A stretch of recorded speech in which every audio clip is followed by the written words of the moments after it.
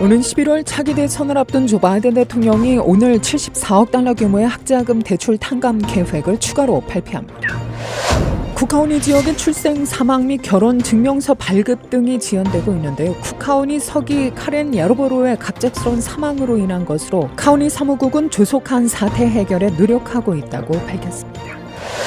브랜 존슨 시장이 이민자 지원을 위해 추가 7천만 달러의 지원금을 시의회에 요청할 계획입니다. 우버 앱을 이용하는 시카고 승객들이 앞으로 앱을 통해 택시 서비스 요청도 가능해집니다. 한인도 많이 거주하는 윌링시 북서쪽 교회 12번가 300블럭에 위치한 한 주택에 어제 늦은 오후부터 대규모 경찰이 주둔 중인 가운데 조사가 진행 중이라는 보도가 잇따랐죠. 오늘 오전 경찰 확인에 따르면 남성 1명과 여성 1명이 숨진 채 발견됐습니다. 지난 1994년 전처 살해 혐의로 세계 재판을 벌인 끝에 무죄를 선고받은 전 미식 축구 스타 오제이 심슨이 암 투병 끝에 76세 나이로 사망했습니다. 시카고 한인합창단이 이달 28일 제6회 정기 연주회를 개최합니다. 올 가을부터 아이폰 일부 기종에 대해 새 정품이 아닌 중고 부품으로도 수리할 수 있게 된다고 애플이 밝혔습니다. 미국을 포함한 전 세계 곳곳에서 홍역발병이 증가하며 보건 전문가들의 우려가 커지고 있습니다. 바이든 대통령과 기시다 일본 총리, 마르코스 필리핀 대통령이 워싱턴에서 첫 3자 정상회의를 갖고 대중국 견제 등을 포함한 안보 공조의 뜻을 같이 했습니다. 이상 이 시각 주요 뉴스입니다.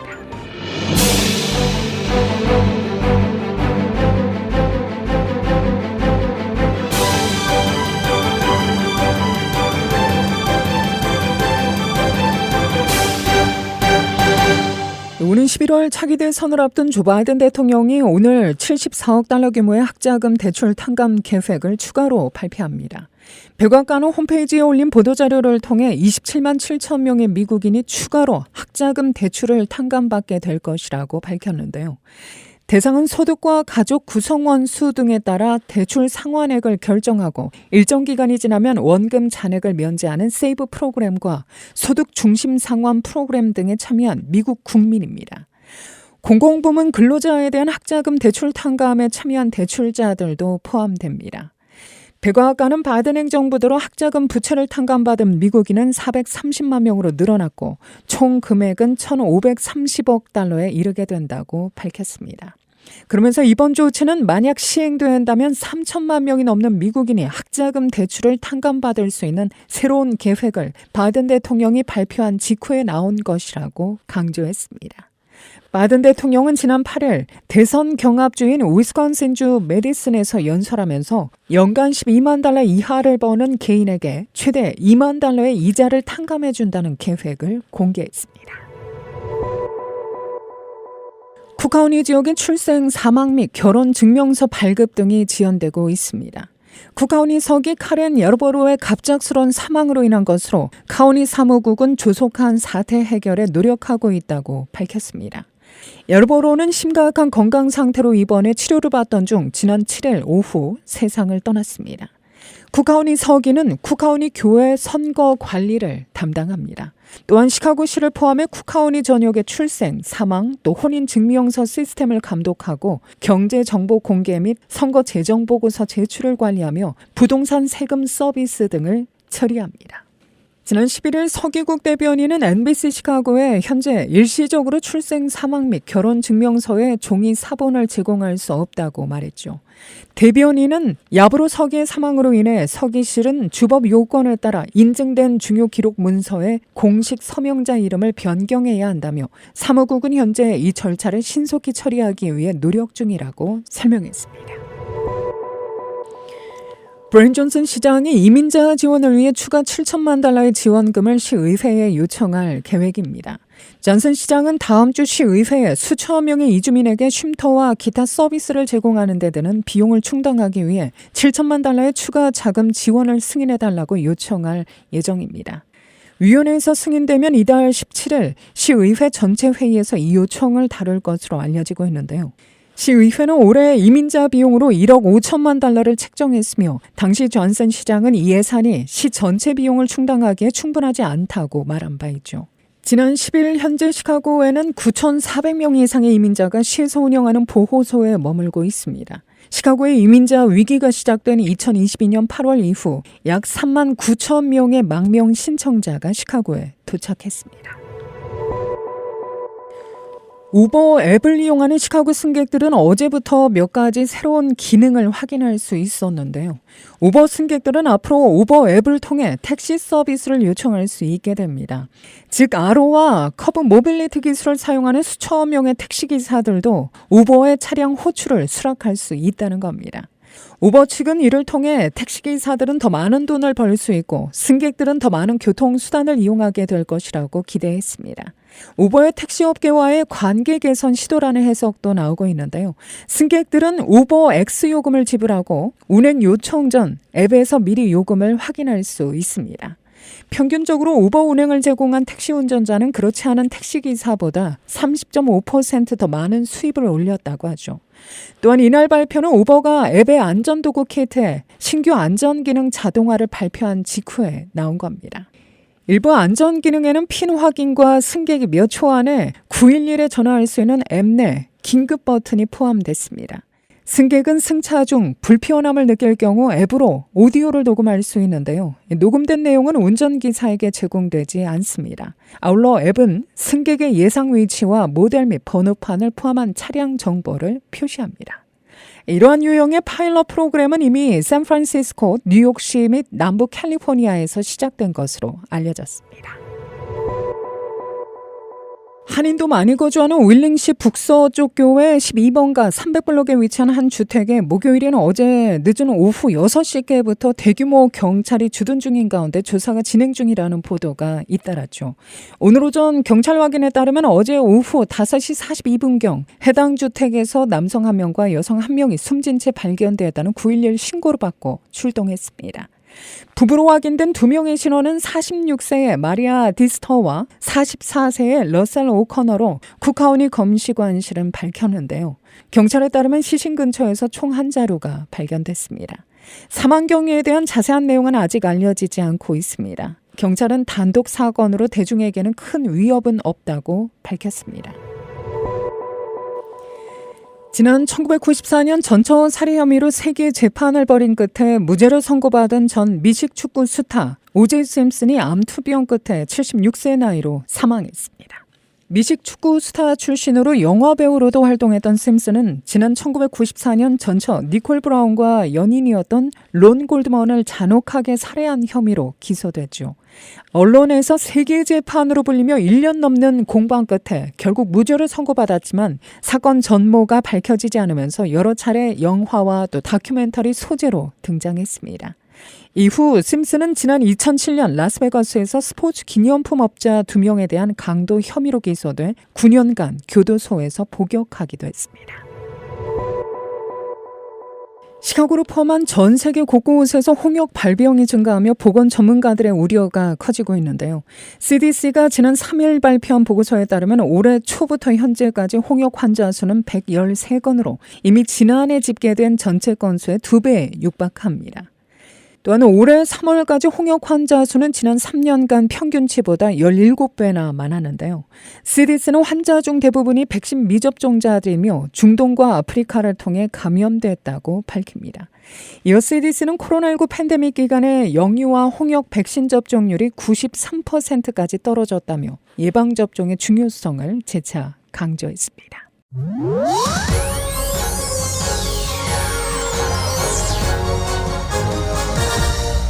시카고 한인합창단이 이달 28일 토요일 제6회 정기연주회를 개최합니다. 김창수 지휘자와 반주의 윤세라 그리고 김정희 단장을 비롯한 총 46명의 단원들이 참여합니다. 김창수 지휘자입니다. 시카고 한인합창단이 2016년 창단이 돼서 벌써 8년이라는 세월이 흘렀습니다. 그동안 아낌없이 성원해 주시고 또 힘을 실어주셔서 저희 합창단이 잘 성장해왔고 올해는 41명이라는 단원들과 함께 제6회 정기 연주를 가지게 되었습니다.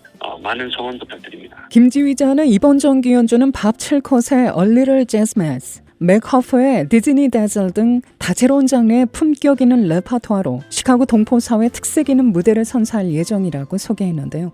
또한 바이올리니스트 김나연 양이 찬조로 출연해 더욱더 눈길을 끕니다. 이번 연주회 준비하면서 우리 단원들이 다소 생소한 라틴어 가사랑 재즈 음악의 그 다양한 화성 그리고 리듬을 새로이 접하게 돼서 상당 부분 단원들에게는 챌린지한 부분이 있었고, 그 디즈니 영화음악 자체가 빠르고 경쾌한 리듬 위에다가 영어 가사를 빠르게 읽어야 되는 그런 도전되는 부분들이 또 있음에도 불구하고 어떤 단원들은 거의 외우다시피 해서 최선을 다하고 있는 상황. 또 우리 특별 출연하는 김나연 양은 지금 올해 가을에 노스웨스턴 대학의 바이올린 전공으로 입학하게 될 예정이고, 그 영 아티스트 뮤직 컴피티션에서 많은 수상 경력이 있는 장래가 촉망되는 그런 젊은 음악가입니다. 그리고 지금 현재 CYSO에서도 활동을 하고 있는 상황. 올해 정기 연주는 인터미션을 포함해 총 2부로 나뉘어 진행됩니다. 요괴배 새 노래, 나의 등대, 하나님 노래하시네 등 찬양과 엘가의 사랑의 인사, 맨델스존의 컨체르토 E 마이너 등 전통 클래식까지 시카고 한인합창단만의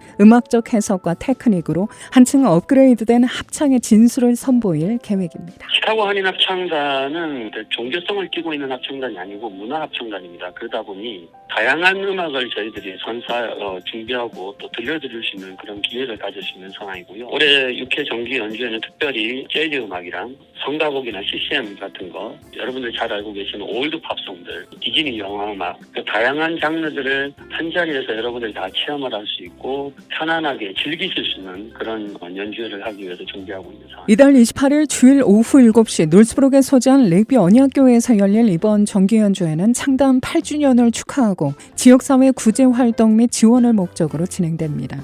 30대부터 80대까지 다양한 연령층이 함께 어우러져 노래로 침묵하고 늘 연습 가운데 즐거움과 감동이 공존한다는 것이 바로 시카고 한인합창단의 최대 강점이자 자랑이라고 김지휘자는 강조합니다. 30대 후반부터 80대까지 다양한 연령층이 사람이 좋고 노래가 좋아서 모인 합창단입니다. 그럼에도 불구하고 인생의 대선배 되시는 분들이 요즘 미디어에서 많이 언급하시는 나때는 말이야 이런 말씀 없이 후배들 말을 잘 경청해 주시고 또 솔선수범으로 합창단에 헌신하고 있는 모습들이 있습니다. 존경의 마음으로 선배님들을 사랑하고 아끼는 많은 후배들이 있기에 다소 이 연습 시간 자체가 늘 언제나 즐겁고 행복한 시간을 만들어갈 수 있는 것이 저희 합창단만의 특별한 장점이지 않습니까? 끝으로 김지휘자는 이번 정기 연주회에 꼭 오셔서 잔잔한 감동과 힐링의 시간이 되시길 바란다며 동포사회 많은 성원을 부탁했습니다. 연주회 관련 문의는 224-392-3784 또는 847-650-7503으로 연락하면 됩니다. 많은 분들이 참석해 주셔서 저희 연주회를 돋보여 주시고 또 오셔서 마음의 평안도 얻으시고 즐거운 시간을 누리시는 시간이 됐으면 좋겠습니다. 감사합니다.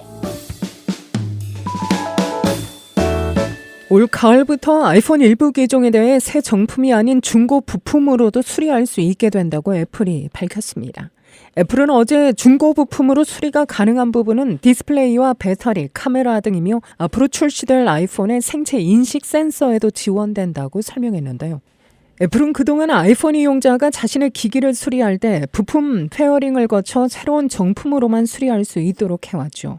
기기의 일련 번호와 일치하는 새 부품을 이용하도록 하고 중고 부품이나 비슷한 다른 부품을 사용할 경우 새로 장착한 부품을 확인할 수 없다는 알림이 뜨도록 했습니다. 이 때문에 일부 기능은 부품을 교체해도 아예 작동하지 않기도 했죠.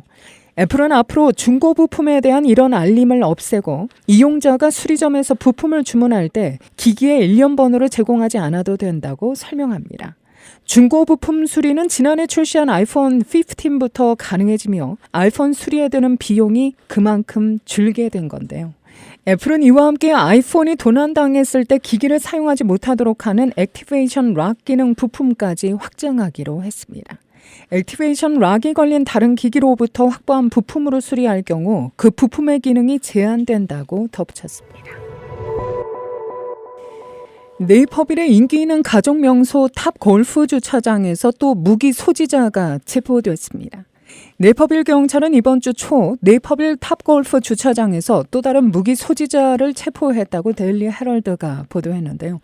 헤이즐 크레스트의 리로이 슬레이터로 알려진 이 사람은 가중 불법 무기 사용 및 규제 약물 불법 소지 혐의로 기소됐습니다. 경찰 대변인은 슬레이터에게 총기 소지 면허가 없었다고 말했습니다. ABC 시카고에 따르면 이를 포함해 지난 여름 이후 탑골프에서 발생한 무기 관련 체포 건수는 무려 15회에 달합니다. 당국은 인기 있는 가족 명소가 범죄의 천국이 된 이유를 파악하기 위해 단속을 벌이고 있는데요. 네이퍼빌 경찰은 탑골프 주차장을 우범 지역으로 지정했습니다. 앞으로는 자정을 넘긴 시간에도 시카고 거리에 전기 스쿠터가 돌아다니게 될 전망입니다. 팍스 시카고는 지난 10일 시의회 위원들이 심야 시간대 전동 킥보드 사용을 허용하는 조례를 승인했다고 어제 보도했습니다. 면허 및 소비자 보호위원회는 자정부터 오전 5시 사이에 스쿠터를 사용할 수 있도록 허용하는 수정 조례안을 이날 시의회 전체에 상정했는데요. 현재 전동 킥보드는 공유 서비스에서 오전 5시부터 자정까지만 대여가 가능합니다. 시카고에서 다운타운 외곽에서 영업 중인 유일한 전동 킥보드 업체인 라임과 스페인의 관계자는 이번 시간 변경으로 이용자가 늘어날 것이라고 기대했는데요. 리프트의 일부인 디피의 전동 킥보드는 시카고 교통국과의 계약을 통해 시내에서 대여할 수 있으며 이번 라이센스 변경안에 영향을 받지는 않는다고 팍스는 시 관계자 말을 인용해 보도했습니다. 이 조례는 또한 면허 비용을 조정하는 내용을 담고 있는데요. 공무원은 이를 통해 시카고시가 $300만 이상을 벌 수 있을 것으로 추정했습니다. 남동부 지역에 강력한 폭풍우가 몰아쳐 토네이도 경보가 발령되고 돌발 홍수와 각종 피해가 잇따르고 있습니다. 미시시피주에서 한 명의 목숨을 잃었고 뉴올리언스 일대에서는 빌딩이 무너지고 도로가 침수되는 등 곳곳에서 피해가 발생하고 있는데요. 어제 플로리다주, 조지아주, 사우스캐롤라이나주에서 토네이도 경보가 발령됐고 전국적으로 10만 명이 정전 사태를 겪었습니다. 국립기상청에 따르면 오늘 현재 이 폭풍우는 오하이오, 켄터키주와 웨스트버지니아로 그 중심눈이 이동하면서 피해 우려가 커지는 가운데 오하이오주 전역에는 오늘 오후부터 홍수 경보가 내려졌습니다. 시속 72km 강풍이 몰아친 조지아주 오거스타에서는 세계적으로 유명한 메스터스 골프 대회 개막이 폭우로 연기되기도 했는데요. 조지아주 벨도스타에서는 폭우로 도로가 침수돼 통행이 금지됐고 플로리다주 텔레헤스에서는 큰 나무들이 쓰러지고 도로가 호우에 잠겼다고 기상청은 발표했습니다. 시카고 한국교육원이 지난 6일 시카고 대학교에서 미 중서부 지역 외국인 대학생 및 한국어 교육자 등 120여 명이 참가한 가운데 제5회 미 중서부 한국어 말하기 대회를 성황리에 개최했습니다. 2019년 제1회 대회가 개최된 이래 코로나 이후 지난해부터 대면 행사로 재개된 이 대회는 중서부의 18개 대학에서 자체 예선을 거친 43명의 학생들이 참가해 한국어 실력을 겨뤘는데요. 참가 학생들은 농구와 한국어 학습 방법 등 개인적인 주제부터 한국의 저출산 문제까지 한국의 역사, 문화, 정치, 사회, 경제를 아우르는 다양한 주제를 한국어로 발표했습니다.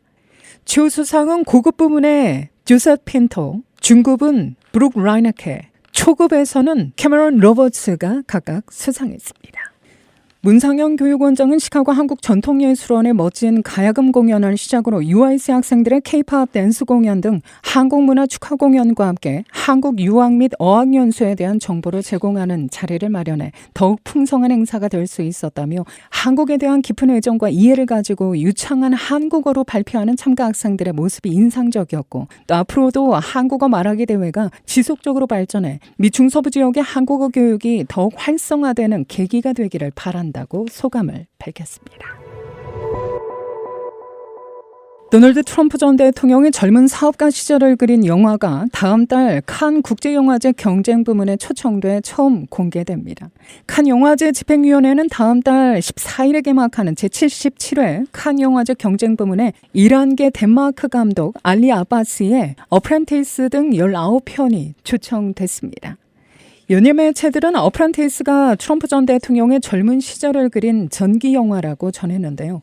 트럼프 역할은 루마니아 출신의 할리우드 배우 세바스찬 스탠이 맡았으며 스탠은 마블 스튜디오 캡틴 아메리카 시리즈의 버기 반스 역할로 한국에도 많이 알려진 배우입니다. 바람이 강하게 부는 금요일입니다. 낮 최고 58도에 그치겠고요. 밤 최저 기온은 44도가 예상됩니다. 토요일인 내일 다시 화창하게 개이면서 온화한 날씨 이어지겠습니다. 낮 최고 68도, 밤 최저 57도. 모레 주일에는 간헐적인 소나기 소식 전해집니다. 하지만 기온은 한낮 80도에 육박하면서 다소 더운 날씨가 전망됩니다. 이상으로 데일리 뉴스를 마칩니다. 진행의 김수현이었습니다. 오늘도 하나님의 큰 위로와 축복이 함께하기를 소망합니다.